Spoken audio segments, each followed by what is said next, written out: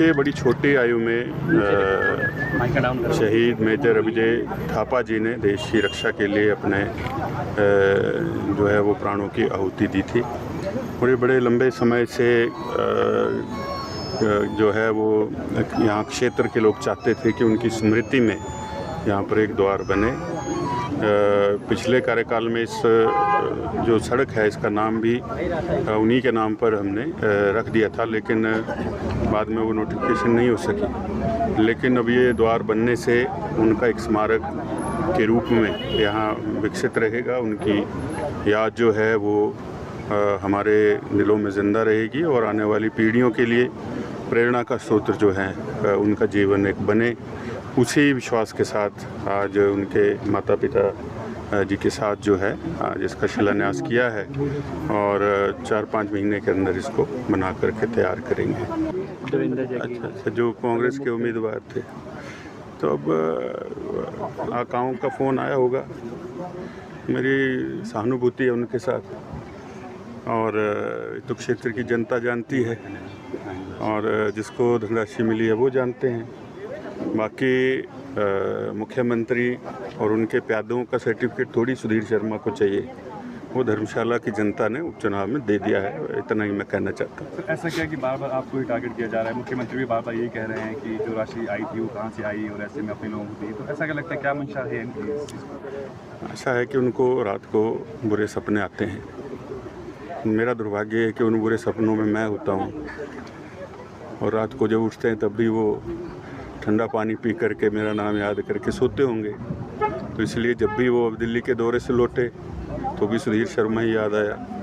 हमने तो नहीं पूछा कि आपने जो चुनाव का एफिडेविट दिया, उसके बाद आपकी धर्मपत्नी ने जो एफिडेविट दिया उपचुनाव में, उसमें जो आपने धनराशि दी थी वो तो कहीं से निकली नहीं, बल्कि आय बढ़ गई। आपने तो कहा था मैंने पूरे परिवार की संपत्ति दे दी है। एफिडेविट हैं, ऑनलाइन है इलेक्शन कमीशन की साइट के ऊपर।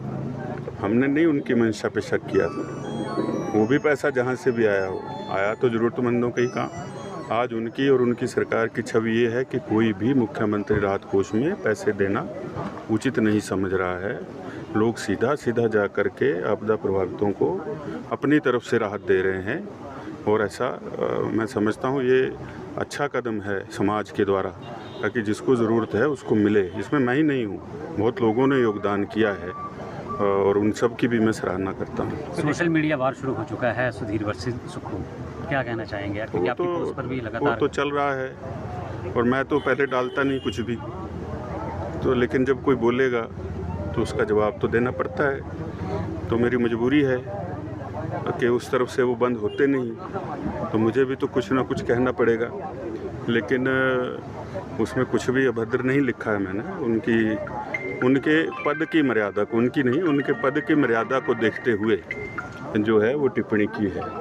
सर कभी मैं फिर से आपको कह दूंगी, उनकी नहीं, उनके पद की मर्यादा को देखते हुए वो मैंने टिप्पणी की है। सरकार नहीं, जनता के हित में कहाँ है? लोग तो सड़कों पर हैं, बेरोजगार लगातार जॉब ट्रेनिंग के लिए धर्मशाला, हमीरपुर, सोलन, शिमला, कई शहरों में जो है नौजवानों ने इसके ऊपर धरना प्रदर्शन किया है। अगर आप नहीं दे सकते तो सीधा मना कर देना चाहिए, ताकि युवक जो है उस उम्मीद में बैठे ही नहीं। युवा वो अपना कोई और रास्ता, पढ़े लिखे हैं सब लोग, वो अपना रास्ता दूसरा चुन लेगा।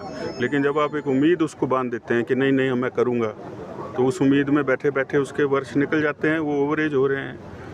तो जब नहीं साधन है तो सीधे मना कर दो, हाथ जोड़ के माफ़ी मांग लो कि हमने जो गारंटियाँ दी थी गलती हो गई। लेकिन वो भी नहीं कर रहे हैं। अब इस तरह के निर्णय, जब आपने हाई कोर्ट में पक्ष ठीक से रखा ही नहीं, स्मॉल मार्जिनल फार्मर है, 5-5 मरले पे लोगों के घर बने हैं, अब उसको भी आप कह रहे हैं कि उसको जो है वो एविक्शन हो जाएगा, तो उसको कहाँ जाएगा? उसको तो दिहाड़ीदार लोग हैं, तो पक्ष अलग अलग रखने चाहिए थे। ऐसा तो नहीं है कि जो बगीचों के कब्जों वाले हैं वो 5 मरले के बराबर थोड़ी है। और ऐसे केस जो हैं हमारे लोअर हिमाचल में बहुत ज़्यादा है। वो कईयों लोगों को पट्टे पर मिली थी, पट्टे ही नहीं है, रिकॉर्ड नहीं है, भूमि ही वो है। तो उसके लिए लड़ना चाहिए था। भी सुप्रीम कोर्ट तक जाना चाहिए सरकार को और वहाँ पक्ष रखना चाहिए, ताकि गरीब आदमी को राहत मिले। सेंट्रल यूनिवर्सिटी का बिल्कुल, वो तो देखिए सार्वजनिक तौर पर हो रहा है और ये अभी सत्र शुरू हो रहा है, उसके अंदर ये भी और बाकी चीज़ें भी जो हैं ज़ोर शोर से वहाँ उठाई जाएंगी। धर्मशाला के जो हक की लड़ाई है वो लड़ी जाएगी। केंद्र ने स्पष्ट कर दिया है कि जो नॉर्थ कैंपस का पैसा है वो नॉर्थ पर ही कैंपस पर ही खर्च होगा। कुछ दिन और देख लेंगे सरकार को, नहीं तो मैंने निवेदन किया है केंद्रीय मंत्री धर्मेंद्र प्रधान जी से कि जो पैसा दिया है उसी में से जो है कुछ पैसा जमा करवा करके यहाँ कार्य शुरू जो है वो केंद्र सरकार करवाए। बाद में जब भी साधन होंगे तो जो उस समय की सरकार होगी आगे, वो उस पैसे को बाद में सरकार को केंद्र को वापस कर सकती है। ये समाधान है। अगर कोई ढीठ ही हो जाएगा तो फिर उंगली टेढ़ी करनी पड़ती है।